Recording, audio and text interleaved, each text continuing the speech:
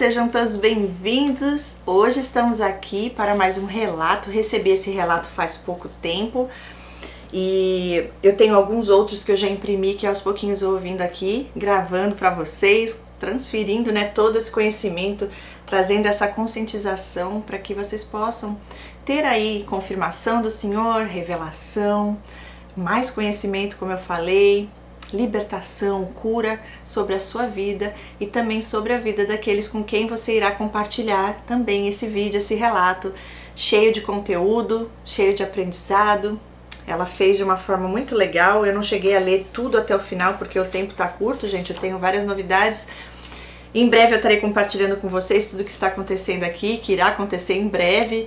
Eu vou deixar aqui abaixo, como eu sempre faço, o grupo do WhatsApp, onde por lá eu passo as informações. Todo sábado nós temos estudo bíblico, às 19 horas, horário do Brasil. Tem sido bênção. Venha participar, porque eu sei que muitas vezes tem pessoas que estão já fora da igreja, sem ânimo, sem conseguir sair de casa, sem energia, de tanta exaustão, de tanto peso que o inimigo, através da vida dos narcisistas, colocam sobre nossa mente, sobre nossa vida, acaba afetando o nosso físico e espiritual também e o nosso emocional. Então, aos pouquinhos nós vamos trazer mais e mais coisas e conteúdos para compartilhar com vocês, para que trabalhe e que traga esse equilíbrio. Tá bom? Ontem eu tive uma aula que eu ministrei sobre o equilíbrio, a importância, da nossa saúde física, emocional e espiritual. Como a base principal é a espiritual, para que todo o resto flua. Que aí vem então a parte emocional e também a parte física, como uma cadeira que falta um pé nela. Não tem como você sentar nela e não cair, ela vai tombar, Ela não vai ter equilíbrio. Então esse é o trabalho que a gente faz aqui no canal. O propósito maior é levar essa conscientização para que você possa estar cada vez mais feliz, saudável, com Deus na sua vida em primeiro lugar, porque esse é o caminho, Essa é a solução. E tem um processo. Então cada um está nesse nível do seu processo e o conteúdo vem para ajudar você a passar por ele de uma forma mais leve, se sentindo acolhida, respeitada, e que você possa de verdade passar por ele, chegar do outro lado e então ser mais um instrumento de Deus para ajudar outras vidas que estarão precisando também de você. Aquilo que você está superando, que você irá superar ou já superou, vai ajudar alguém também que está passando por isso agora ou que virá a passar em breve, porque Deus vai revelando na hora perfeita dele, Ele revela um, ele revela outra, e daqui a pouco você tá lendo um relato e você fala, meu Deus, mas então aí Deus traz à memória outra pessoa e vai te libertando, e você vai aí se posicionando, se cuidando. Terapia é muito importante para cuidar das nossas emoções, tá bom? Então vamos lá, direto ao ponto. O relato de hoje, ela começa dizendo assim, todos os nomes, exceto o primeiro, são fictícios. Então eu vou saber o nome dela, mas eu não vou compartilhar. Ela fala, olá Cris, me chamo... 3 pontinhos, mas pode me chamar de Ju. E ela pôs Ju em letra maiúscula, J-U, que estou abreviando de justiça. Gostei disso. Ela pôs justiça em letra maiúscula, um ponto de exclamação entre aspas. E coloca kkkk. Quero que saiba que seu canal é luz, esperança, refúgio e paz para todas as pessoas que acessam e conseguem compreender que estão dentro de um relacionamento / convívio com esses seres malignos. Olha que lindo, amei. Já esse início eu já amei. Glória a Deus por sua vida, obrigada por todo o carinho, já senti tua energia aqui, já gostei, eu sei que vocês vão amar também. Gostei, já cheio de amor no coração, obrigada, fico muito feliz de você estar aqui, de você receber luz através do canal, esperança, que é um refúgio, que traz paz, para todas as pessoas que acessam e conseguem compreender que estão dentro de um relacionamento abusivo. É isso aí, glória a Deus por isso. E ela continua, que você a cada dia mais se permita ser instrumento de Deus para abrir a mente das vítimas. Sim, sempre, eis-me aqui, Senhor. E ela diz, meu caso não foi um relacionamento amoroso, mas sim, sou filha de uma narcisista, de uma mulher narcisista. E vou tentar dividir em partes o relato, pois tem coisas da época de namoro / casamento que meu pai me contou. Uau! E ela põe parte 1, namoro, casamento.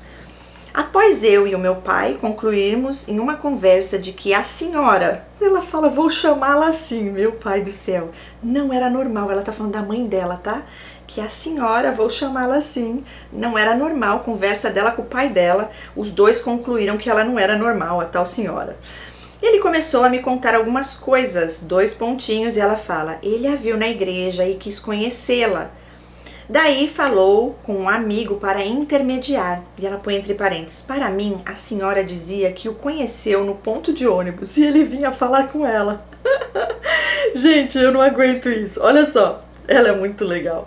Adorei o jeito, porque assim, eu pensei, vai ser um relato então sobre a mãe narcisista. Sim, mas ela tá narrando também, contando, olha que legal isso, como Deus usa a vida da pessoa, né, de uma forma assim, sobrenatural. Ela tá contando na versão, né, no olhar, naquilo que o pai dela falou sobre, então, ele como marido, falando pra filha sobre a mãe, a tal senhora, que ela chama de senhora, não de mãe. No caso aqui, ela tá falando sobre malignidade. Tem os graus, tá, gente? No caso aqui, a mãe dela me parece ser o caso de maligna. Ainda mais por ela nem chamar de mãe. Vamos chegar lá, que eu não li tudo como eu falei pra vocês. Achei bem interessante, então olha só.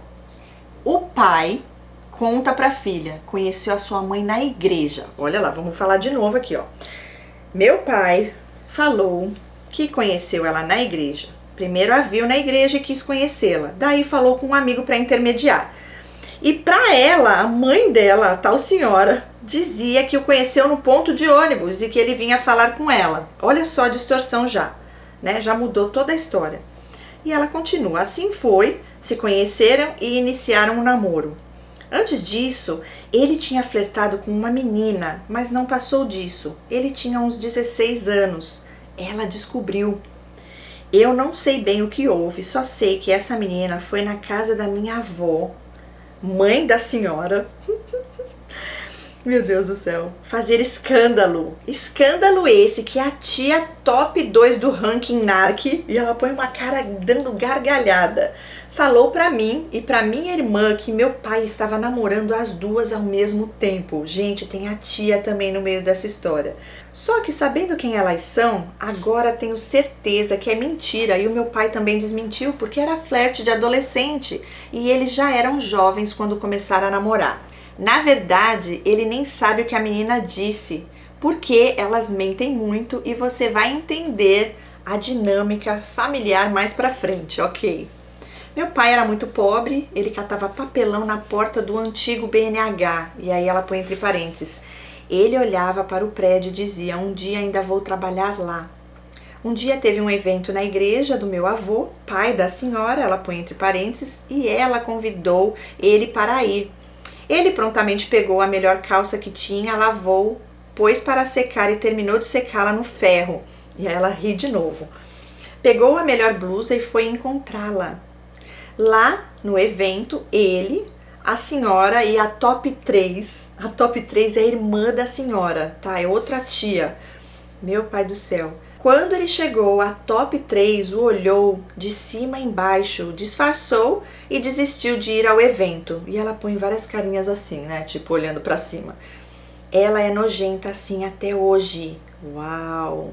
Uma vez, numa reunião de família, ele sentado em uma cadeira, essa top 3 chegou perto e disse assim, Samuel, levanta daí para minha mãe sentar.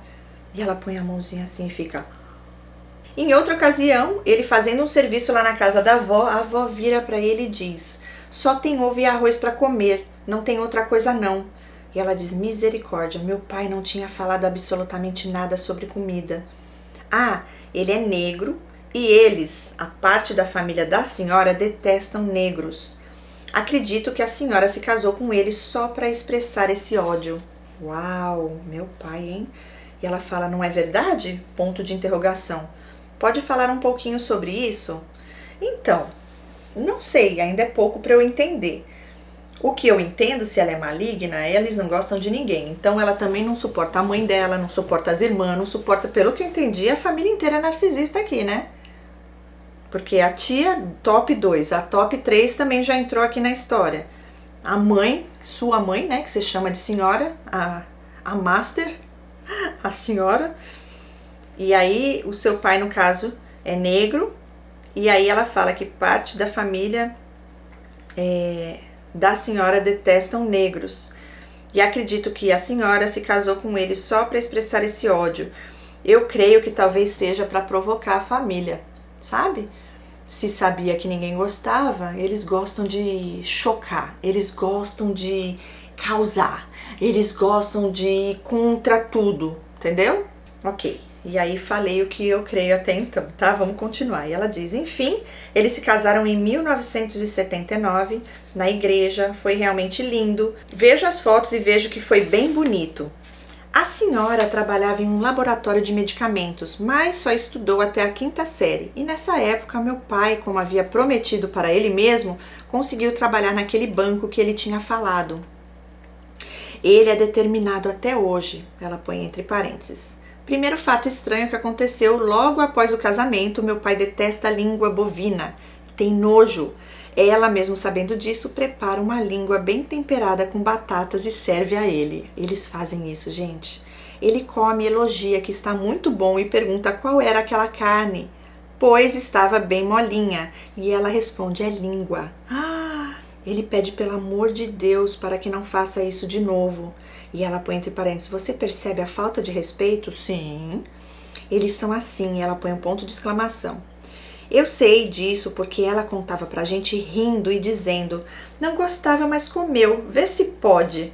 E meu pai teve cachumba e a cachumba desceu, ela põe entre aspas, e ele precisou fazer tratamento para não ficar estéril e ela conta que era ela quem fazia o tratamento. E ela põe entre parênteses, guarda isso, guarda essa informação. Ok, vamos guardar a história da cachumba.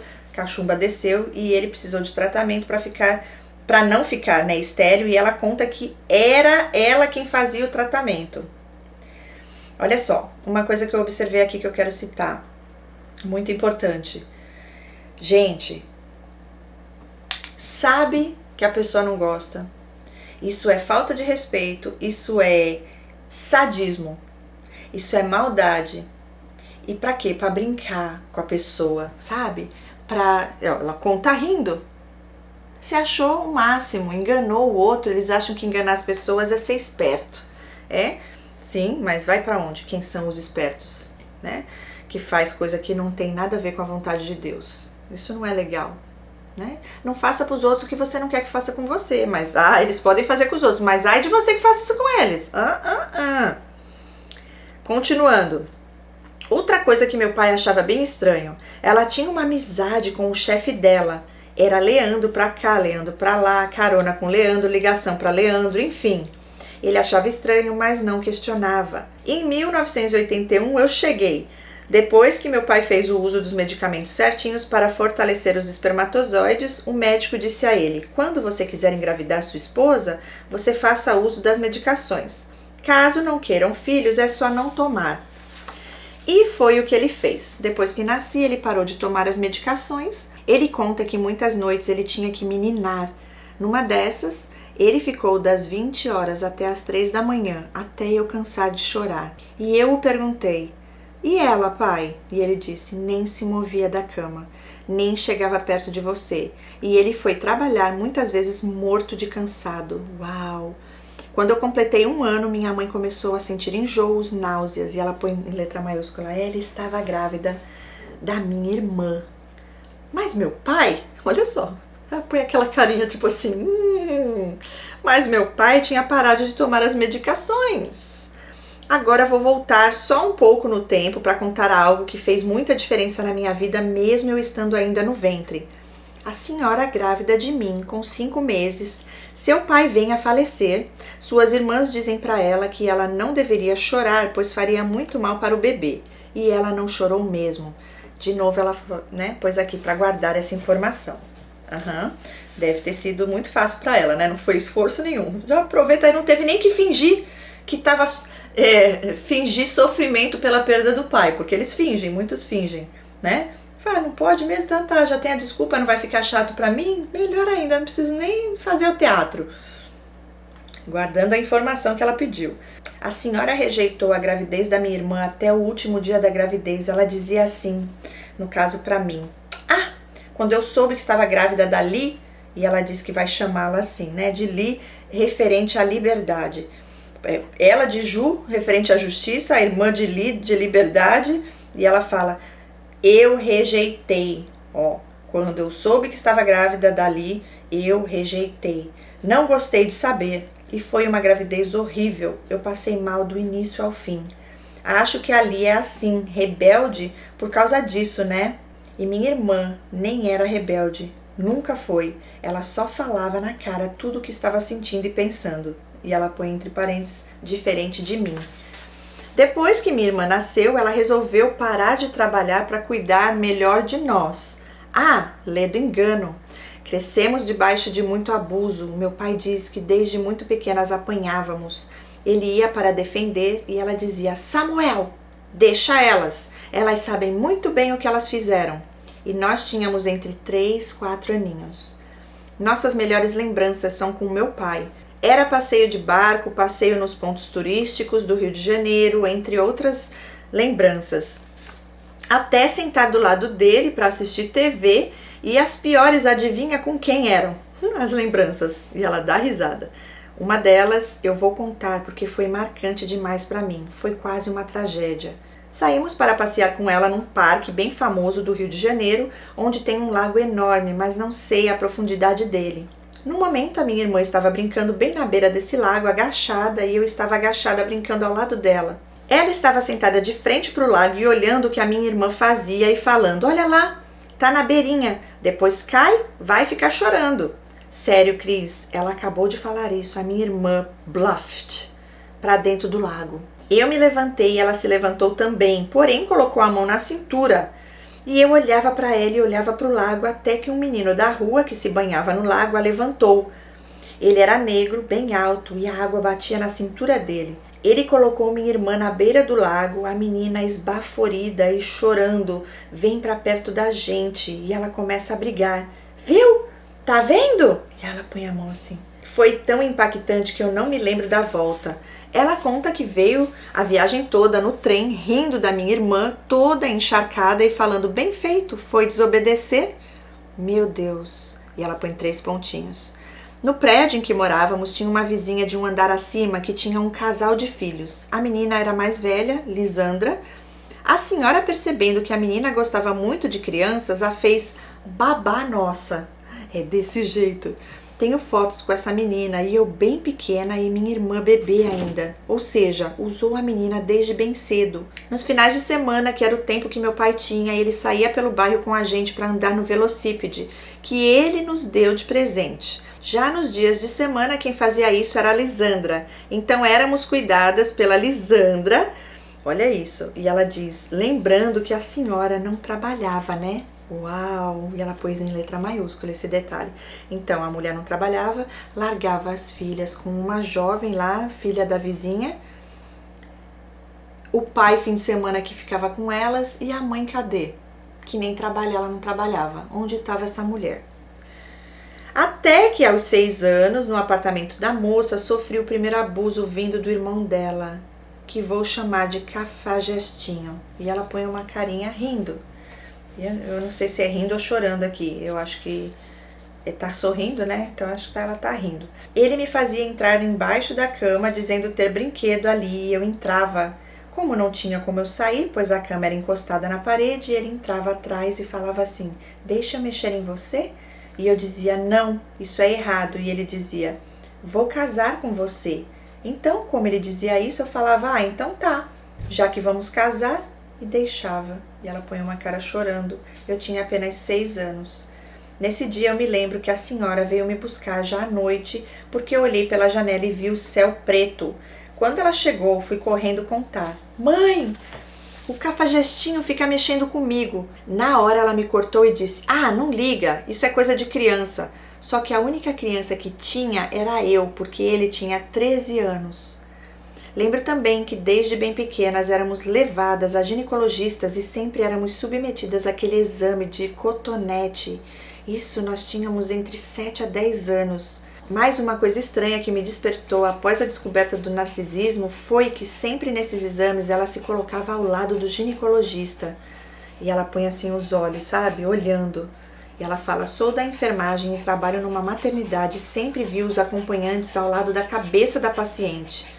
E também, quando adoecíamos, ela sempre perguntava ao médico se o tal medicamento não tinha na versão supositório, pois o efeito era mais rápido. E ela põe uma carinha assim, né, de desconfiança. Gente, que negócio esquisito isso daqui, hein? Já já vai fazer sentido, mas deixa eu falar uma coisa aqui. São omissas, né? Então nem aí. O que importa é ela tá bem. Para de reclamar do menino. Você sendo abusada, vai contar pra mãe e ela fala: ah, isso é coisa de criança. Não, isso não é coisa de criança, não. Isso é coisa de demônio mesmo. Olha só, não trabalhava, é isso que eu falo, gente. As mães narcisistas, principalmente essas que são mais pra psicopatia, que eu já vi que é o caso dela, não são todas, tá? Tem muitas que cuidam dos filhos sim, não no emocional, porque eles não têm isso pra passar. Mas cuidam assim de levar em médico, de cuidar, porque a aparência de mãe perfeita, as outras pessoas têm que olhar pra ela e falar: nossa, essa mãe é uma mãe excelente. No caso da sua aqui, não tava nem aí, ela só tava pensando nela mesma. Nem a aparência ela tava se importando o que iam pensar dela ou não. Pelo que eu entendi, ela já é mais sádica mesmo. Essa história de ginecologista, gente, que estranho. Eu nunca vi esse negócio de exame de cotonete numa criança de 7 anos. Muito esquisito. Olha só. Cuidem dos seus filhos. Mãe narcisista tá nem aí, a maioria nesse nível tá nem aí. Tá nem aí. Pra nada, pra ninguém. É tudo sobre elas.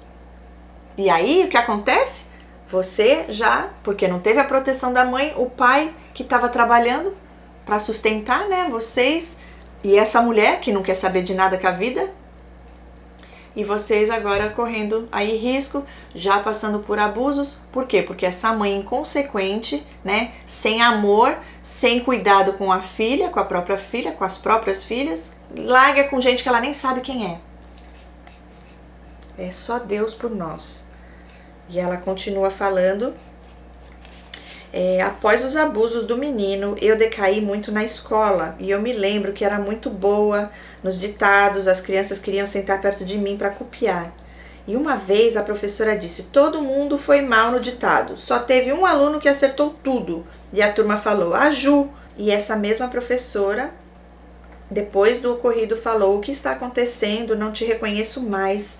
E por causa dessa queda chegaram os abusos psicológicos. E ela põe agora em letra maiúscula: lerda, burra, desligada, mole, boba, bobada. É tão mole que até para nascer demorou. E a minha irmã seguia sendo punida por qualquer coisa e de qualquer jeito.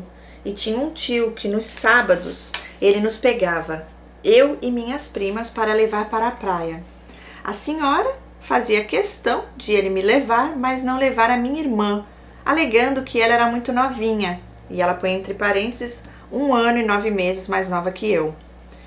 E ela fala: muita diferença?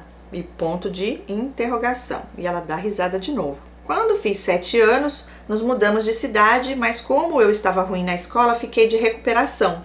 Ela simplesmente me deixou na casa do abusador para eu não perder as aulas e a prova de recuperação. Desse período eu só me lembro do dia que cheguei na casa dele e do dia em que cheguei em casa, na cidade nova. Minha mente apagou aquele período. Uau, devo ter sofrido um bocado. Olha isso, gente. Moramos na cidade nova 2 anos e meio, mais ou menos, e foi muito bom. Pelo menos eu estava longe do abusador, né? Exatamente. E ela cita: mas uma coisa me chama a atenção. Lembrando que ela continua sem trabalhar, tínhamos que ir para a escola sozinhas. Minha irmã tinha 5 anos e eu 7. A gente pegava ônibus cedinho, pois estudávamos de manhã e a escola era no centro da cidade e nós morávamos no bairro do Alto. Gente do céu, eu não consigo imaginar uma coisa dessa. 2 meninas pequenas e essa mãe largava para pegar ônibus sozinha. Muitas vezes voltávamos a pé com a irmã adolescente da nossa vizinha que estudava no colégio perto. Uma noite eu estava dormindo e acordei com um choro. Fui devagarzinho ver o que era e o meu pai sentado no sofá olhando para o nada e a senhora sentada no chão com a cabeça nas pernas do meu pai chorando. Eita, não entendi nada e voltei para a cama. Nessa altura do campeonato, meu pai prestou um concurso para o banco em que ele já trabalhava como contratado e passou. Uma vez o meu pai precisou viajar a trabalho e ficou 1 semana fora e eu tive febre emocional. Meu inconsciente pensou, ih, ele foi embora e deixou vocês com a bruxa má. E ela põe um monte de carinha, rindo. Em 1992, precisamos voltar para o Rio, pois o meu pai foi transferido de novo. Foi aí que o inferno piorou. Brigas e brigas deles, ela sempre acusando meu pai de negligente, ausente, traidor. E quando eu tinha 13 anos, presenciei a fatídica briga que culminou na saída do meu pai de casa. Gente, achei interessante aqui, gostaria de saber, não sei se ela vai citar, a mãe com a cabeça nas pernas do pai, chorando. Que será? Alguma cena. E ela diz, então, agora em relação a essa briga, que foi a que culminou a saída do pai dela de casa. Eu vendo ele colocar tudo dele dentro do carro, eu escondi a chave na inocência de que se ele não achasse, não iria embora. Tadinha. Ele veio gritando, cadê a chave? Fui correndo onde escondi e dei na mão dele. E ela põe a carinha chorando. Foi um dia muito triste. E ela falando, tá vendo? Olha como ele é. Olha o que ele faz. Hoje, olhando com sabedoria, sei que meu pai só queria se livrar daquele inferno, mas saiu do jeito errado, pois acabou se envolvendo com uma moça. E ela põe entre parênteses que não faço ideia de quem é até hoje. Como era ele quem pagava o aluguel e por algum motivo não mandava dinheiro para ela pagar, tivemos que ir morar na casa do irmão dele, a princípio. E ela diz, lembro da minha tia fazer uma festinha de 14 anos para mim, com as minhas primas e primos, filhos dela e de um amigo do primo. Por sinal, muito querido esse menino, compromissado com Deus, mas a estadia não deu certo porque ela começou a querer controlar a casa do tio. Ah, isso assim, narcisista onde tá é controle. Elas mandam. Ela fala a limpeza, no caso ela tem mania de limpeza, a arrumação, a higiene das meninas e do menino. Socorro, Deus, ela fala. KKKKK, minha tia não admitiu, né? Claro. Aí fomos para a casa da irmã sonsa da senhora, que é comprada por ela até hoje. Ali meu deserto começou. O marido dessa tia era um abusador perverso. Já tinha tentado mexer com as minhas primas, filha da sonsa, que tinha que dormir na porta do quarto das meninas, no chão, para ele não entrar. Meu pai do céu, que é isso? Numa briga deles, a prima tentou defender a mãe, levou uma facada no braço. Outra vez ele trancou todo mundo fora de casa e quando a outra prima tentou pular o muro, ele atirou na direção dela. Não pegou, graças a Deus. E quando essas histórias chegavam aos ouvidos da senhora, ela dizia, a sonsa é mentirosa, vocês não sabem disso? Um dia eu não fui à escola, pois quando eu menstruava eu sofria muito de cólica e tinha que tomar muitos remédios.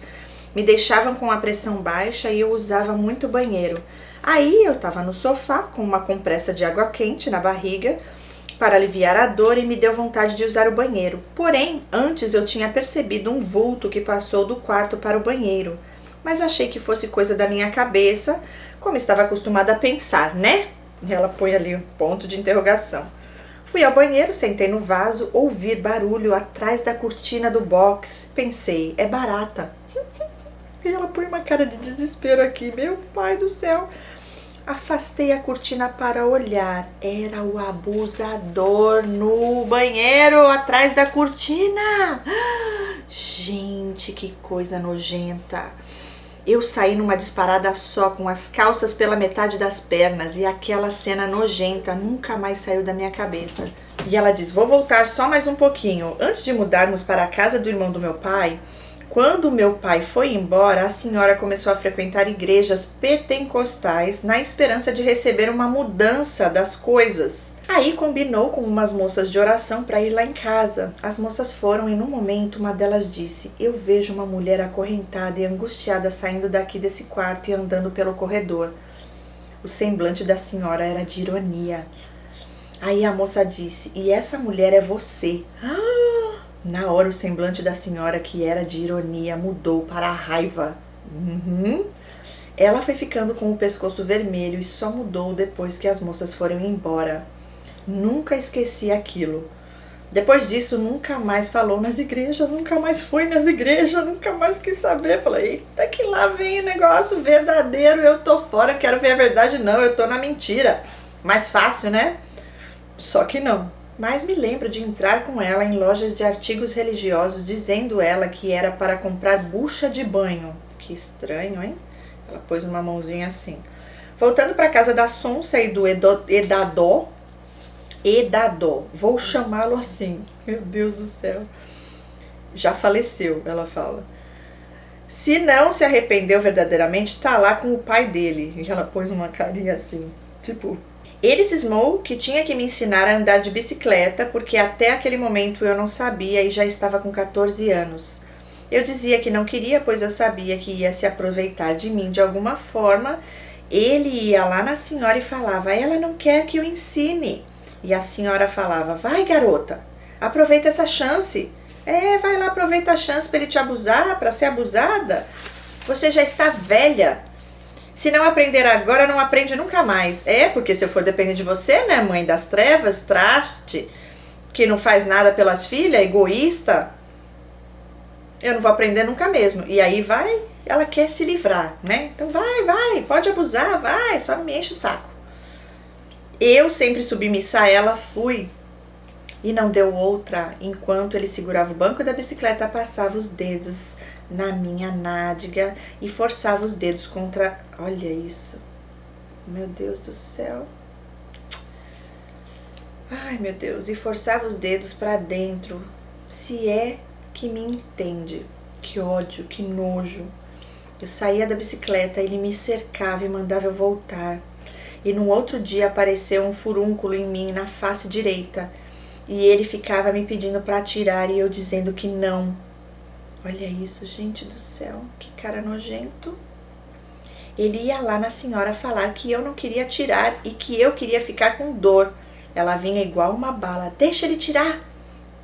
Ele me leva para o quarto das meninas, me deita de lado e sobe em cima de mim para tirar o furúnculo. Meu pai do céu, que raiva, Cris. Numa madrugada, enfim, meu pai volta. Antes de ele ir embora, ele comprou uma casa que estava abandonada na mesma rua da casa alugada a qual eles moram até hoje. Meu pai, ele voltou com a tua mãe? Enquanto a casa não tinha o mínimo para morar, laje, luz e água, ficamos na casa da Sonsa. Dormíamos todos no mesmo quarto, exceto o Edadó e a Sonsa.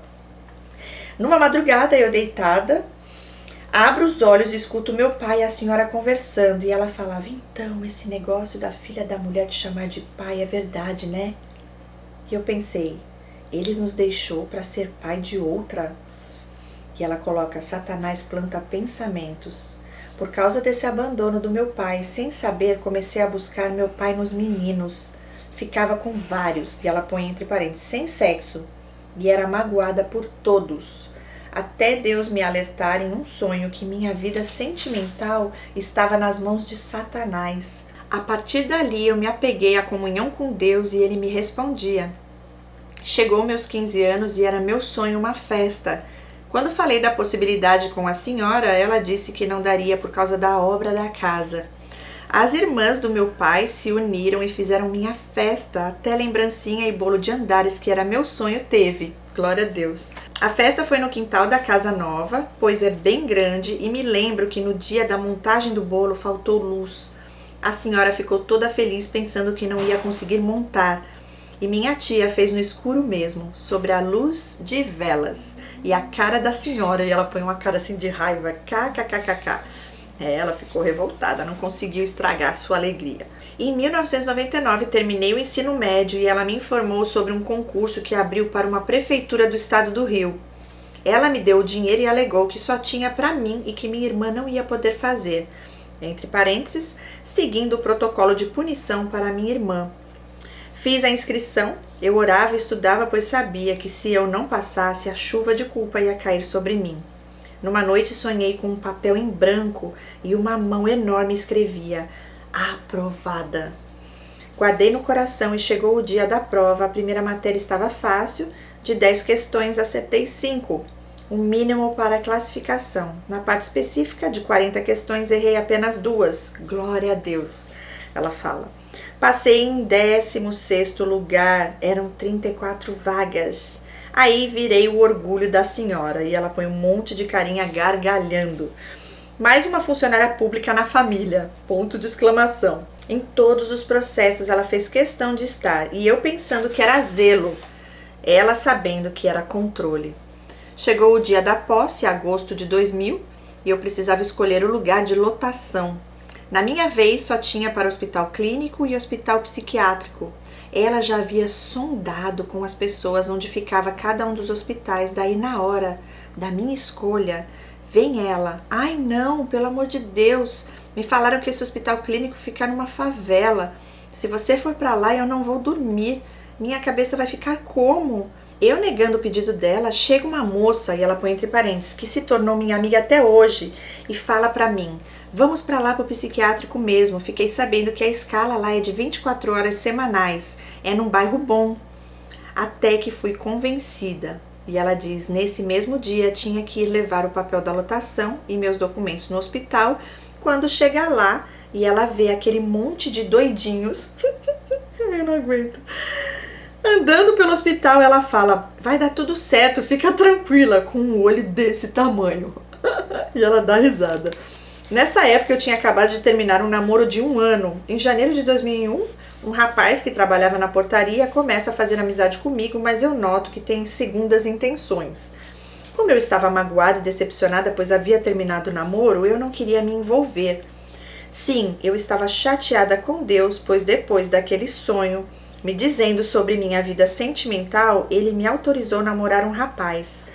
Mais 1 ano depois, me orienta a terminar. E só consegui entender o porquê disso anos mais tarde.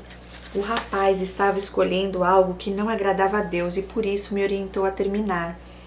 Deus me protegendo e eu com raiva. Olha só, ela fala, e eu com raiva, entre aspas, dele. E ela ri. E ela continua, entre bons dias, né? Bom dia! Tudo bom? Como vai? Almoço no refeitório juntos, a gente troca telefone e rola o primeiro convite para uma caminhada na praia. E ela põe entre parênteses, o hospital fica de frente. Nesse dia choveu muito e ficamos conversando no corredor do hospital, onde aconteceu o primeiro beijo. Hoje ele é meu marido, temos 3 filhos, uma menina de 19 e 2 meninos, um de 15 e um de 4. Não foi fácil chegar até aqui, pois na época ele não era cristão e eu estava magoada. Acabei caindo com ele, mas sei que Deus nos perdoou e hoje temos essa família abençoada. Até o mérito de eu tê-lo conhecido, a senhora faz questão de levar, dizendo, se não tivesse sido eu te mandado para lá, você não o conheceria. É desse jeito. Tudo foram elas, né? Elas têm que fazer parte de algo e o mérito sempre vai para elas. Sim, elas têm que estar infiltradas, fazer parte e ser o foco. Graças a ela que você encontrou esse homem, né, que eu creio que seja bom, porque você falou que o teu caso não é relacionamento abusivo. Eu gostei muito desse relato porque dá pra gente ver ela na posição de mãe narcisista, mas também como esposa narcisista, né, através do que o seu pai contou. Muito interessante. Ela continua aqui agora a parte 3. O tempo passou e a senhora seguindo firme com o projeto de manipulação e controle, querendo ser mãe da minha filha, dizendo que eu não tinha condições mentais de cuidar da menina. Olha isso, gente, é desse jeito mesmo. Nessa eu não caí porque um dos meus maiores sonhos era ser mãe e não ia abrir mão disso. Glória a Deus. Descobri minha gravidez e estava noiva do Wagner. Falei com ela e fez um escândalo. Me chamou dos nomes mais bonitos que você possa pensar. E ela dá risada. Disse que era para eu me resolver com meu pai. Ele chegou do trabalho e eu falei, pai, assim como eu te perdoei, eu espero que o senhor me perdoe também. Eu estou grávida. E ele disse, ué, fazer o quê? Né? Só espero que não seja aquela coisa, ó, toma aí que o filho é teu. E ela disse, não, pai. O Wagner vai vir aqui em casa, né, amanhã para conversar com o senhor. Ele veio. Conversamos e meu pai disse que tinha o sonho de entrar na igreja comigo. E eu falei, ué, por que não pode? E meu pai falou, é mesmo, né? A senhora ouviu isso e de onde estava gritou, vocês estão malucos? Como é que é, Ju? Vai entrar de barriga na igreja?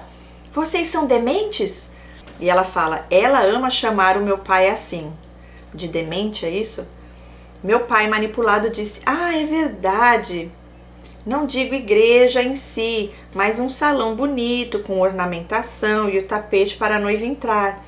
Eu tinha um recorte de um vestido que gostei. Fui procurar onde tinha colocado, já não estava lá. Sumiu. A revista sumiu, o recorte sumiu e ela não sabia onde estava.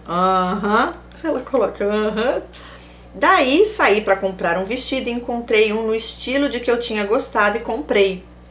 Quando cheguei em casa e mostrei o vestido, ela disse: que vestido é esse? Horrível! Vai grudar na sua barriga e ficar feio. Por que não comprou um mais soltinho? Olha, no dia do casamento todo mundo falando que eu estava linda e nem parecia estar grávida. E ela põe a carinha dando risada. Em 2009, engravido da minha segunda bênção.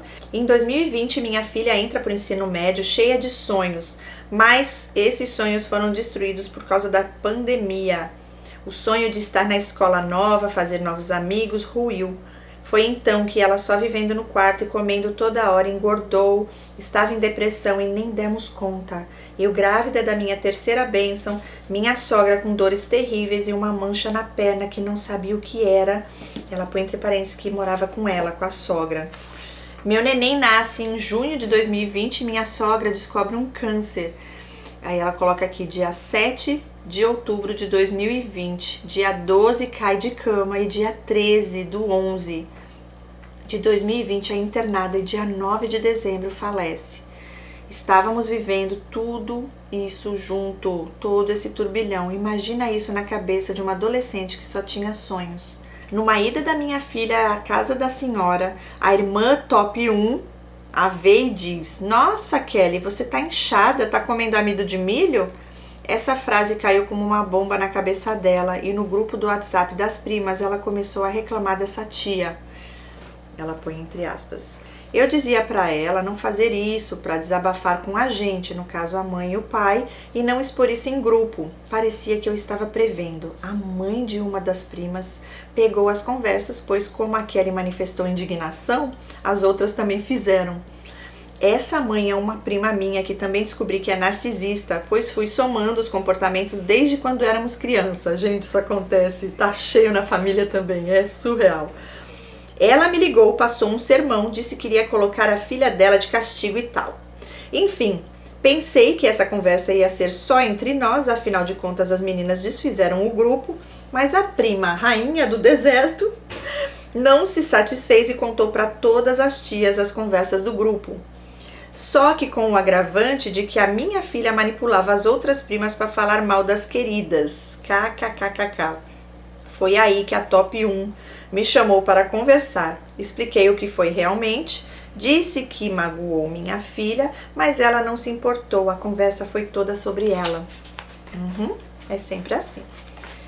Minha filha, como é bem apegada à senhora, contou para ela e ela por um tempo ficou sem falar com as irmãs e dando apoio a Kelly. Olha aí, a avó narcisista, a mãe narcisista, a mulher narcisista, agora ela é a avó narcisista.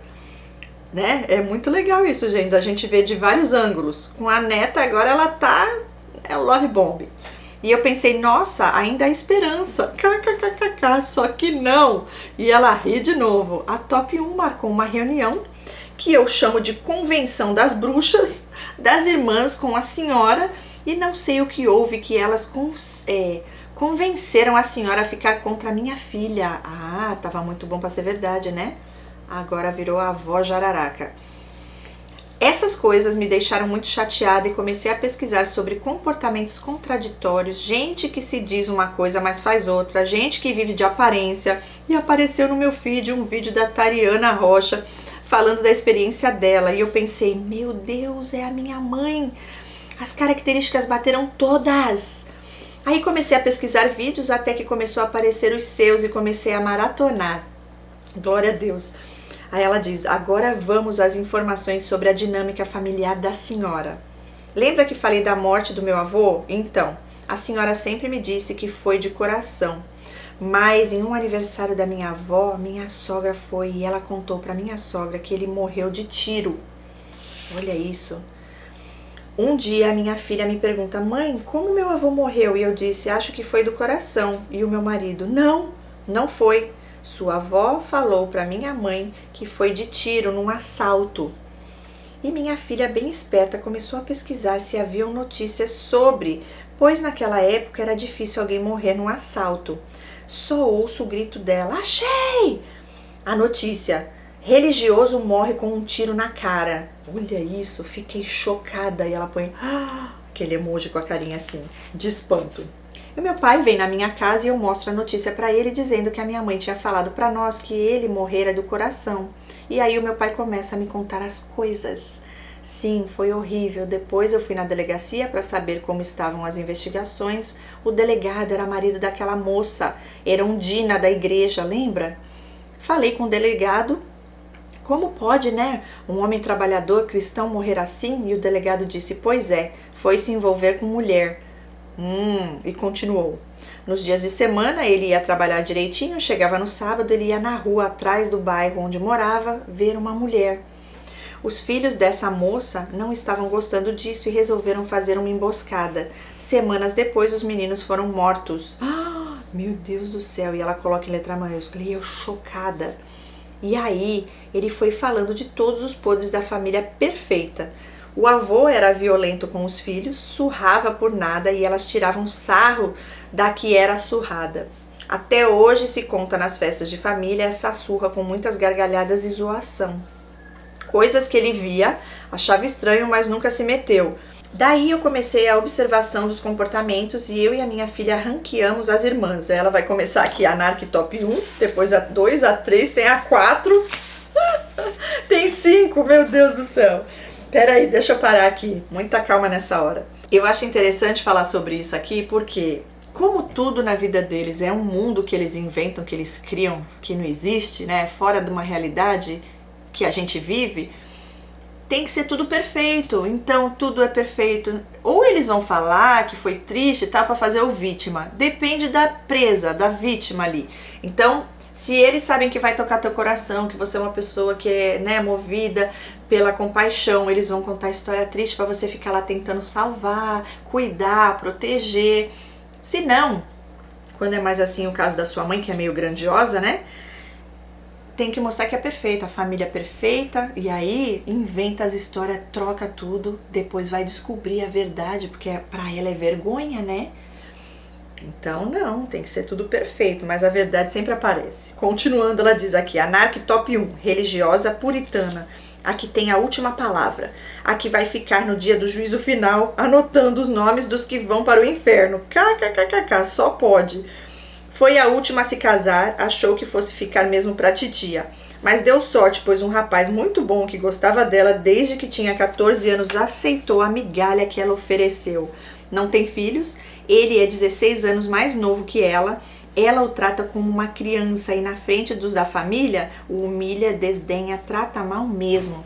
Tenho muita pena dele. Triste, mas ele está fazendo o curso de psicanálise e vai acordar, eu creio. Deus não vai desampará-lo. Ok, Narc Top 2. Ok, análise dela com a filha. Mentirosa contumaz, religiosa manipuladora, esposa de pastor, o qual é um bom homem, mas seu ministério não vai pra frente, pois ela não deixa. Antes de se casar, pegou HPV e disse que pegou na toalha da irmã do então namorado, hoje marido, porque ela era GP. Olha, garota de programa. Mais fácil culpar quem já está na vida, né? Na época do meu namoro, me chantageou para eu contar para minha mãe que eu já tinha relações com meu namorado. Contei e ela não esperava a reação dela, que foi um fora bem dado nela. E ela põe assim as mãozinhas, primeira e única vez em minha defesa. Narc Top 3. Essa é vulnerabilíssima, religiosa, faz acepção de pessoas, despreza passivamente, agressora passiva, casada com um narcisista grandioso, perverso, o qual é primo dela de primeiro grau, ruim igual o cão. Não teve filhos, Deus sabe o que faz, ela põe entre parênteses e dá risada de novo. Agora colhem toda a maldade que plantaram porque vivem presos dentro de casa, pois ele diz que estão sendo perseguidos, a casa é toda de insufilme, portões altos e etc. E agora a Narc 4. Histriônica, religiosa, vitimista. Nas festas de família ela sempre passava mal. Depois de 30 minutos estava conversando e rindo escandalosamente. Faz um inferno na vida da filha mais velha, o bode. Idolatra a filha mais nova, a dourada, narcisista que fez a confusão toda do grupo do WhatsApp das primas. Lembra? Lembro. E a Top 5. Anarque top 5, mamãe. E ela põe kkkk. Religiosa, porém parou de frequentar a igreja há anos. Hoje vai só para tentar angariar uns aliados. Chega sempre com um bolinho na igreja, na clínica, na fisioterapia. Pessoa maravilhosa, manipuladora, agressora passiva e ativa também. Mentirosa! Faz a campanha de difamação das filhas com empenho, pois estamos vendo que tá dando certo. Algumas pessoas nos olham diferentes. E como eu moro longe dela, a campanha não me atinge. Mas a minha irmã mora na esquina da rua dela. Estamos em contato zero há 10 meses. Já tentou fazer o hoovering comigo, me enviando uma sandália pelo meu pai. Devolvi. E 2 dias depois ela bateu em minha casa. Obrigada pela ingratidão. Respondi, obrigada por me abandonar na casa do Cafajestinho e eu ser abusada lá. Não tinha onde enfiar a cara. Acredito que nunca mais virá aqui. Eita, essa parte é difícil, mas eu vou chegar lá, tá? Tá quase terminando. Minha filha já sabe de todo o transtorno, mas não quer se afastar da avó. Porém, das tias quer distância. De tempos em tempos vai lá na casa dela e o do meio não liga. Só devolve o que recebe dela. Nada. E o pequeno não entende nada, graças a Deus. Mas de vez em quando pergunta por que a avó não vem aqui. Só o vô. E eu digo que é porque ela não quer. Eu não impeço de ver os netos e contanto que venha só para isso e não me afronte na minha casa. Eu tenho seguido as orientações de Deus, que desde 2020 fala comigo sobre o afastamento, e eu questionava, mas Deus é minha mãe. E daí ele começou a ministrar em mim a palavra que deu a Abraão. Sai da tua tenda, do meio da tua parentela. E ele disse, o que eu tenho para fazer em você precisa ser longe deles. Daí só veio confirmação e revelações do transtorno e mais. Até chegar aqui, glória a Deus. Entendi que toda a família dela é transtornada. Ao todo são 11 irmãos, uns mais, outros menos. Umas se afastaram, pois sabem o que viveram. A mais nova é uma esponja delas, a manipulável, tanto que hoje ela sofre com fibromialgia e alguns sintomas cognitivos também. É uma pessoa boa, criou bem os filhos, mas ainda muito atrelada às irmãs.